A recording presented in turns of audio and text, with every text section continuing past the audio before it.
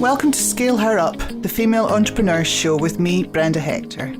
I'm a business growth specialist helping business owners to develop themselves and grow their businesses so they can achieve their goals and enjoy the lifestyle they dream of. I'm also on a mission to revolutionise the entrepreneurial landscape for women in business. In every podcast episode, I interview someone who has an inspiring story or some great advice for women aiming to start or scale their businesses. If you're new to the show, take a moment to subscribe and please check out the previous ones after listening to this. We've got an awesome community on Facebook. Just search for Scale Her Up and join in.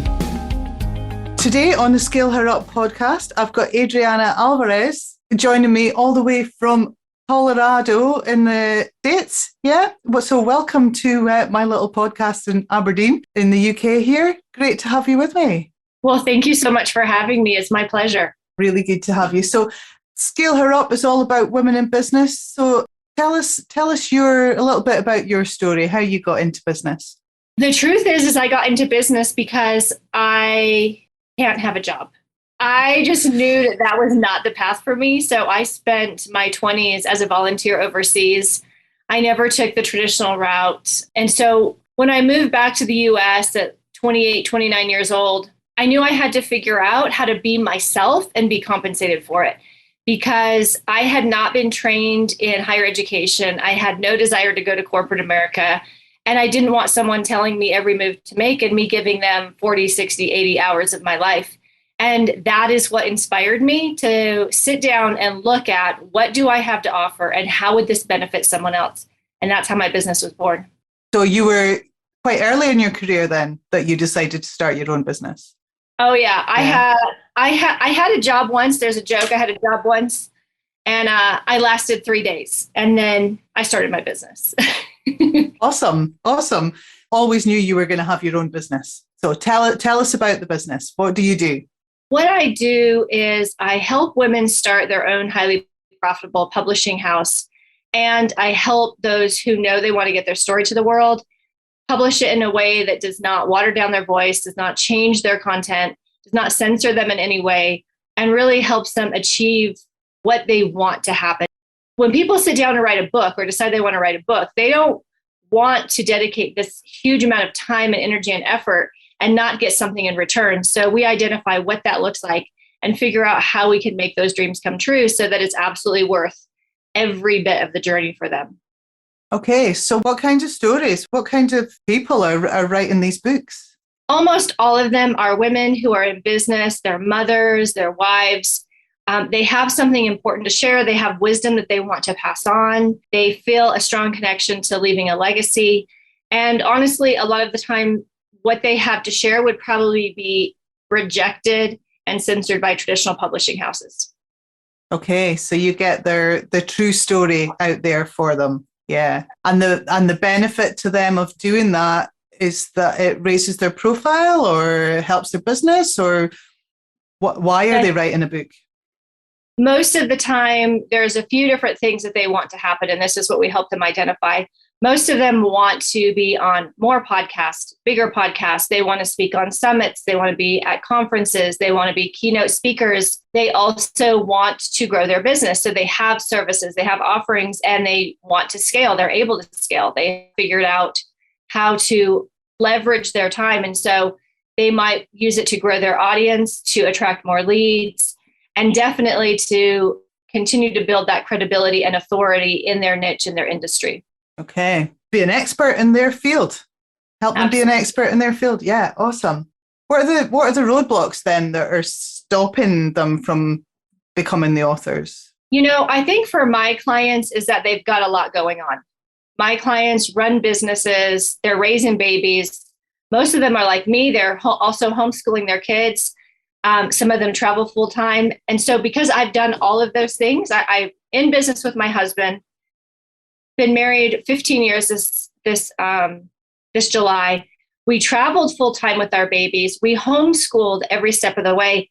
And so for myself and most of my clients, there's a lot going on. And what they need is a very streamlined approach. They need someone who can go, this is what we're doing, simplify it and make it a system that they can find the space for. Because the main thing is overachievers and world changers, they are always saying yes. So they have a lot on their plate.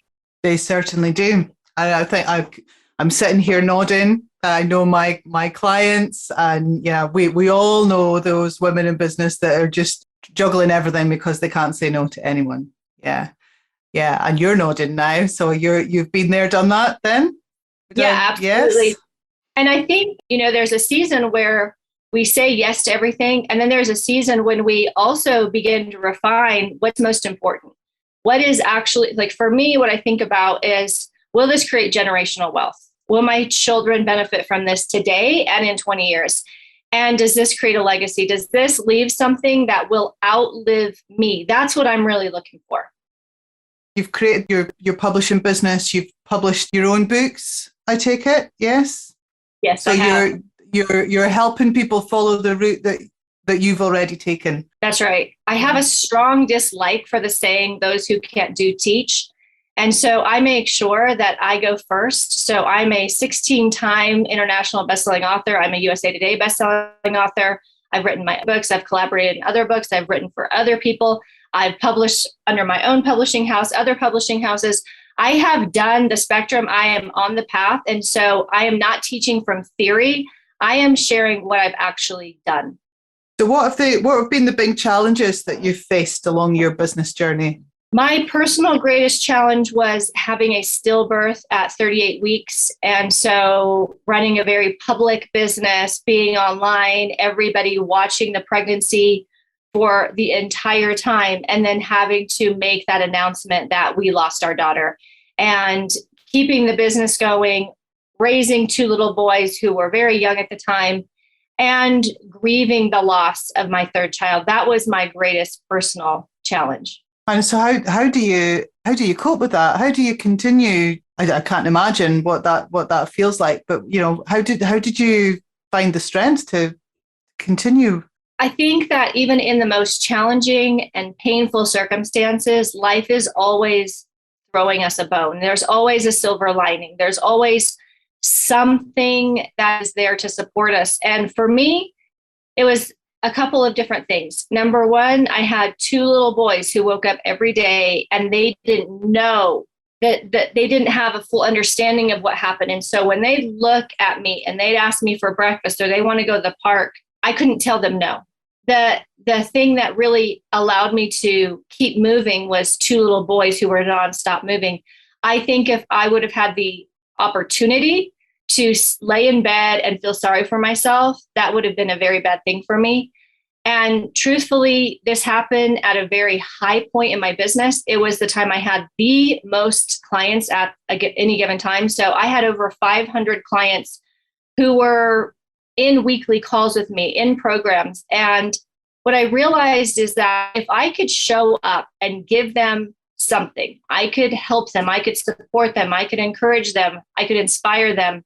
It helped me not go into the darkest hole. And so that's what kept me going. And also keeping in mind, it's easy when we lose someone to think that's it. Like life is over. I don't know what else I have. But what I had constant reminders of is that there was still a lot of people that were right here with me who deserved my presence, who deserved my participation. And that's what kept me in the game. Oh, absolutely. I just, when I do these interviews and we talk about the challenges in business and, we're talking team and finding customers and doing their marketing and things. But then there's always these big things that happen outside of business that has a big impact on your ability to run your business. And as an entrepreneur, you don't have the opportunity to take some sick leave and take some time off and come back. Yeah, you had to get up and keep going. That's right. Yeah. Getting out of bed, taking a shower and showing up for someone.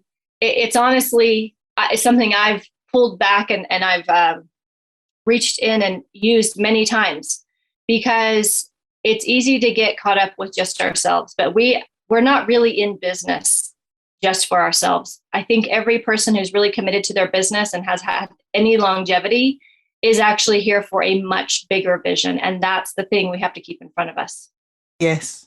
Yes. Think of all the books and all the stories that could be told because you kept going. So the purpose of Scale Her Up is to put role models out there for, other women in business and encourage. I don't know. I think the numbers aren't great in the States either, but here, only 1 in 3 entrepreneurs in the UK are female, and men are 5 times more likely to scale their business up to over $1 million in turnover than women are. If we did match men in terms of starting and scaling our business, it would make a huge difference to the UK economy. You're working with a lot of women building their businesses. What advice do you have for women that are thinking of starting or trying to scale their business? The number one thing that I see holds women back, and it's a double-edged sword that I invite people to look at, is oftentimes women will not grow bigger because they're afraid of who that might leave behind. So women are much more community-minded, family-oriented, connected than men are by nature. And so a man simply sees a path and says, I know how to go from point A to point B. And so he goes from point A to point B. And he doesn't necessarily take anything else into consideration. And a woman takes a lot of people and a lot of things into consideration. And this can be a good thing, and this can be a very bad thing.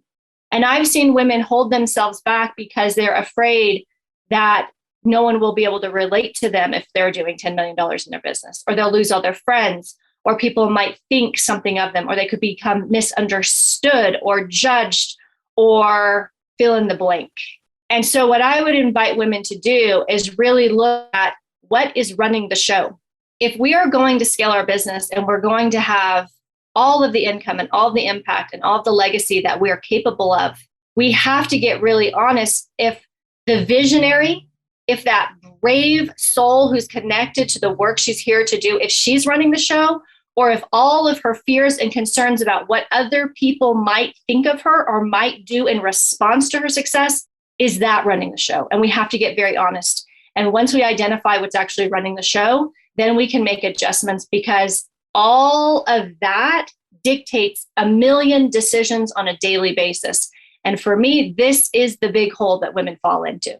Yes, I agree. I also think that probably we've been thinking like that all our lives, and we don't even realize that it's holding us back.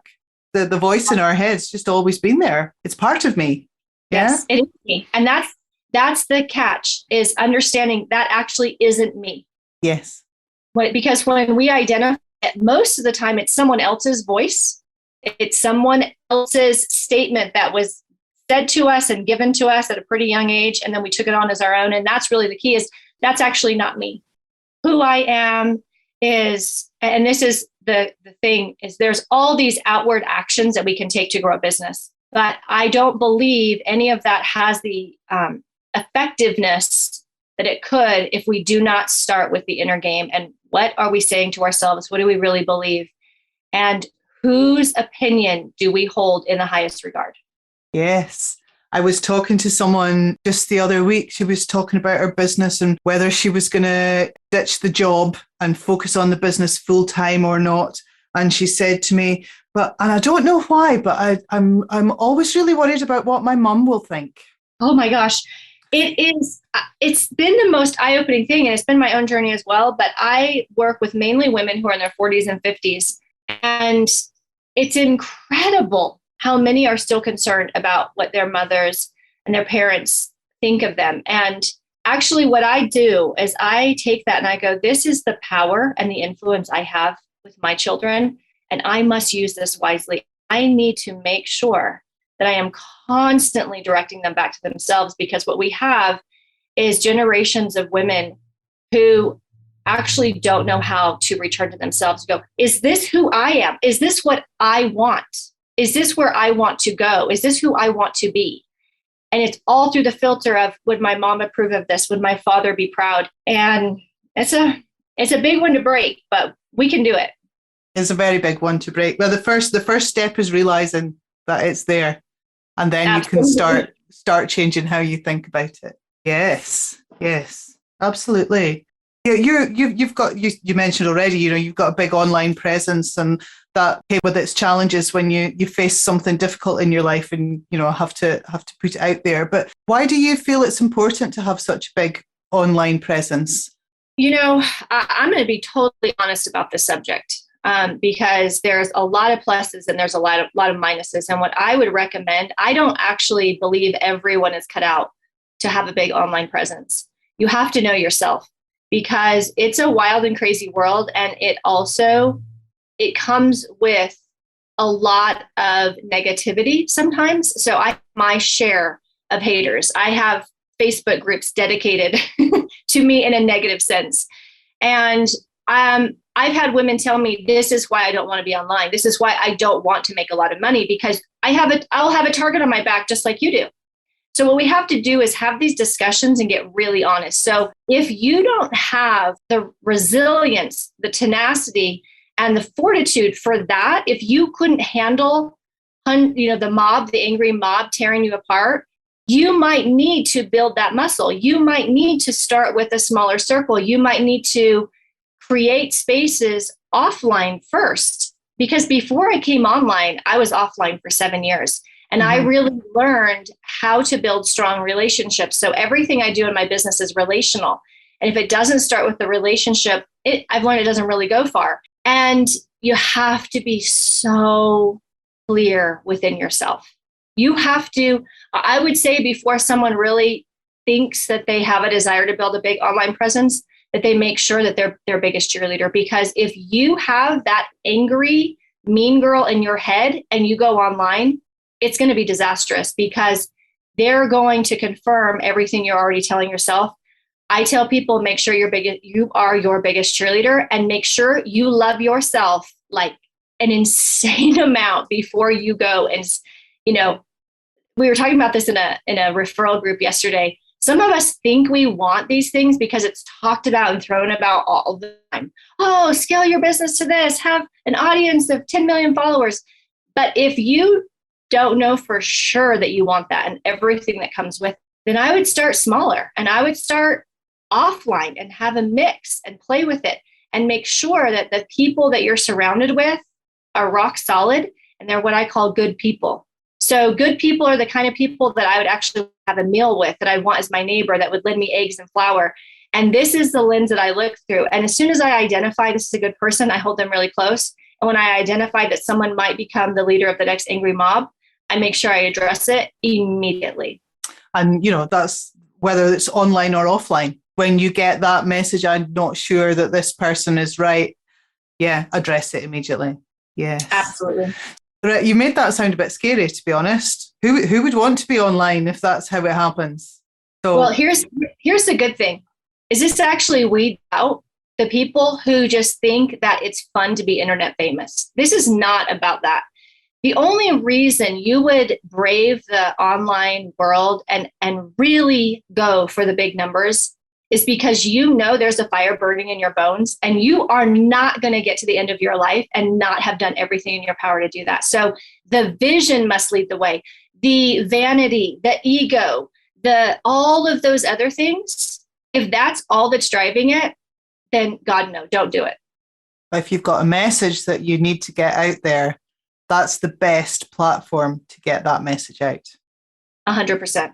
It's really, really powerful stuff here because lots of people think that they need to be using online and getting their message out that way. But if it's not for them, then it's going to come across, isn't it?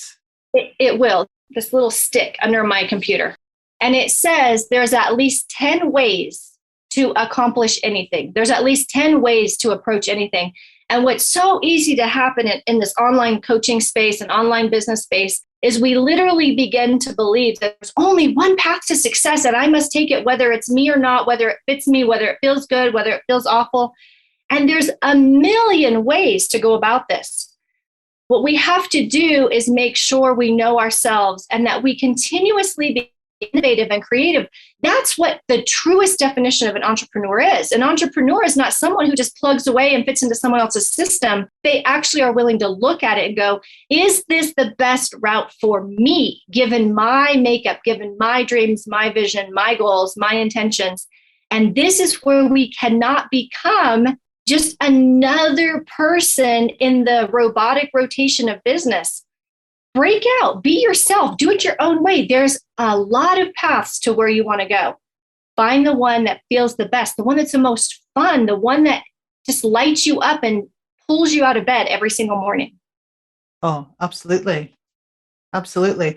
And if that's a book, that's the route. Yes. We could, not a book works a treat, I think, for the right people when they want to write, and writing's their way of sharing it. Am I right? You are. And, I think this is another thing, I like to think of a lot of this world has a lot of fantasies, right? And so writing a book is not really romantic. It's kind of like giving birth, right? It's messy, it's intense. And what I tell people is there's a few ways to know if you're actually ready to write a book. Is number one, you're who you are and what you're here to do in the world. And number two, you have a practice of writing.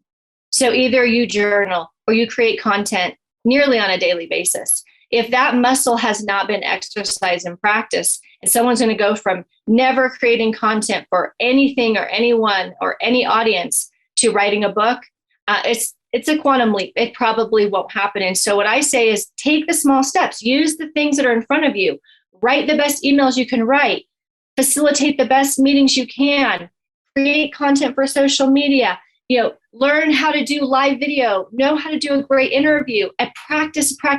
And then the book will just be a natural next step for you. Yes. And then that book, so it's going to be a bestseller and it's going to get you right up there straight away as soon as it's launched, isn't it? Yes, that's right. It doesn't quite always work like that though, does it? When we do it, it does. Okay. So what do you have to do to make sure that it gets there, hits the spot? Well, if I shared that, then, why not? Yeah. A lot of it is a secret sauce. And I'm very superstitious. And so I have certain things that I just do a certain way because we have 100% track record. And so the main thing is that when you're doing a book, you have to make sure that you're plugging into that sort of success rate, right? Because the author cannot be in the driver's seat. The author needs to be the owner of their content and know for sure what they want to share. But because they have so many other things that they're juggling and this isn't their specialty, it's important to make sure that the person who's leading the launch knows what they're doing because they actually are going to carry a good portion of it. And what they don't carry, they will teach, inform, and guide the author on so that they know exactly what to do and when to do it so that they can have the success that they want. I guess it comes down to bringing on the experts that know what they're doing rather than self-publishing, I guess, is a route that's there for some people, but you're going to have to learn to become the expert in that field to make a real go of it. It's true. Actually, just last night, I was talking to a lady about this, and I love self-publishing for the fact that you don't have to wait for anyone to say yes to you. You don't have to pitch your idea for 3 years and hope someone says yes. And you don't have to alter any of your content, and you get to keep 100% of your book sales. The thing that people have to look at, because to determine if it's best for them, is if they have the time and the money to do that. So this particular lady that I was talking to, she actually went through my certification process to start her own publishing house last year. But prior to that, she invested about $20,000 in learning the ins and outs of publishing her own book. And she said, I can confidently say that now. I can help people publish their book, or they can figure it out, sort of do it yourself. But what we often think with do it yourself is that it's cheaper. And I would say in the case of books, it is not. It's a big learning curve. That's it. Okay, so let's talk about your business and your life. You talked about all the things that female entrepreneurs are juggling. How do you get the right work-life balance? I have strong opinions about this, to be honest. Good. Please share them. So, working with thousands of women over the last 12 years, most women are never going to achieve that work-life balance that we speak of because their price points are so off. I look at what does it take to create the life I want, what I consider a good life. What does it take to create a good life for my kids? And I have this dollar amount in mind, right? What would it take for me to cultivate the property I'm on? What would it take for me to take care of my parents so that they, they're not worried about anything after retirement? What would it take for me to grow enough food for my family? I look at all of these things and I look at that number and then I figure out, I can't really offer a $99 this and that, right? So most of my services are very high end. So when it comes to books, we're looking at 30,000 and up. When I look at my certification, it's 12,000. If they want private coaching, of course, it goes up from there. This is how I take Friday, Saturday, Sunday off. This is how I take 1 week off a month. Because if I am spending every waking hour trying to get a new client and then trying to get it to add up to what is necessary to live this life, I'm not going to enjoy my life. I'm not going to be a happy mom. I'm not going to enjoy myself when my husband takes me on a date. I am going to be completely consumed with the business and figuring out where the next person's coming from. Where's the next dollar coming from? And this is not a fun place to operate a business, and it is no way to live. This is fantastic. How do you get the right work-life balance? Pitch your value and get your customers to pay that price. How many people actually consider the pound or the dollar value when they talk about work-life balance? I think very few. I love it. Yeah, what a brilliant message. Thank you. You're so welcome. Oh, so what's we're all about women in entrepreneurship here. What's the publishing industry like in terms of gender balance? It hasn't existed in the past, right? So publishing is one of the biggest good old boys clubs. It's been that way from the beginning. There have been many people, on both sides of it. So it was actually illegal for women to own publishing houses, even in the 1800s, early 1900s. Even if the husband owned the publishing company or the newspaper and he passed away, it could not be willed or transferred to his wife. It went to his firstborn son. That gives you an idea of this industry. Okay. Yeah. Traditional publishing, women rarely are in positions of leadership. They're typically the secretarial type level and below. And also when pitching to traditional publishing houses, women are 8 times more likely to get rejected than men. So if you want to pitch to a traditional publishing house, put it under a pen name that's a man's name, and you're going to have way more success.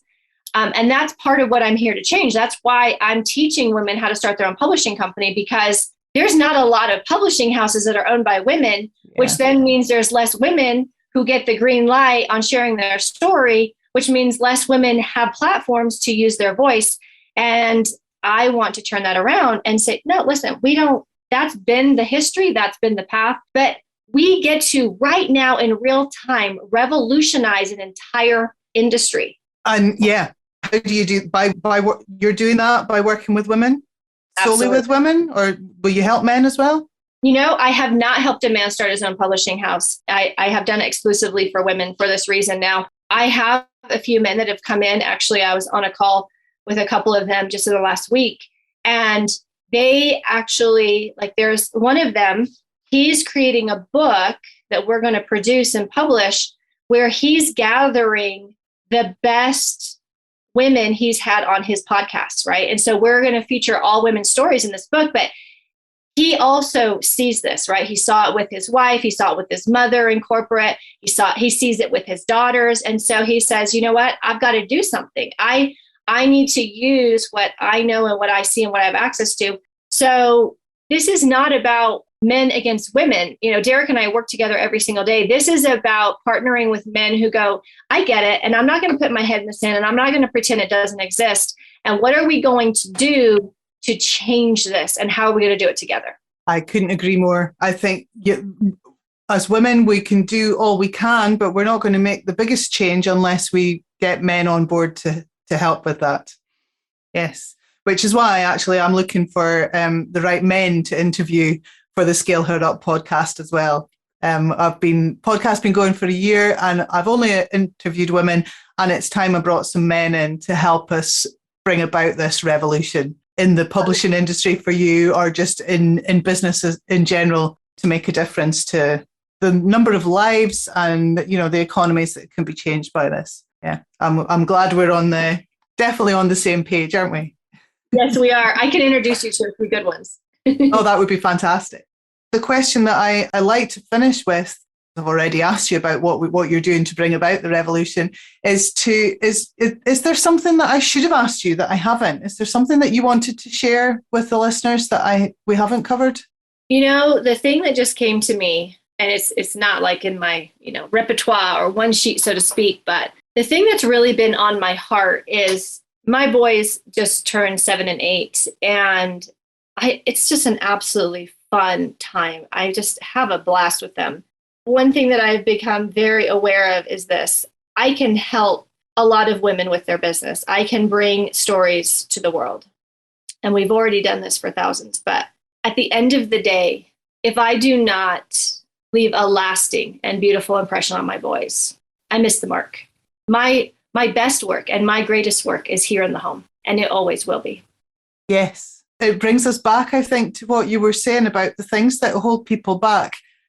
That's something that they've heard at some point as somebody else's opinion that they've taken on as their own. And as parents or women with a voice anywhere, to share those right words that might stick with anyone, really important. Which then brings you right back round to the whole point of publishing and writing the book and sharing those words. Oh, do you see what I did there? Oh, Adriana, it's been an absolute pleasure to talk with you today. Thank you so much for joining me on Scale Her Up. We will share your social media and everything through the information about the podcast, and anyone can reach out and find out more about what you do. So yeah, just thank you very much for joining me today. Thank you for creating this space and having these conversations, and thank you for the work that you do in the world. Right back at you. Thank you. Thanks for listening to Scale Her Up, the Female Entrepreneurs Show. Don't forget to subscribe so you don't miss any future episodes, and please join our Facebook community at Scale Her Up. Please connect with me, Brenda Hector, on social media and drop me a message to let me know you're enjoying the podcasts, or even better, pop a wee review on iTunes. I'm going to finish by reminding you, only 1 in 3 UK entrepreneurs are female, and men are 5 times more likely to scale their business to over 1 million in turnover than women. If we started and scaled our businesses to the same extent as men, it would add 250 billion to the UK economy and provide millions of jobs. Ladies, you can do it, and we're going to make a massive difference.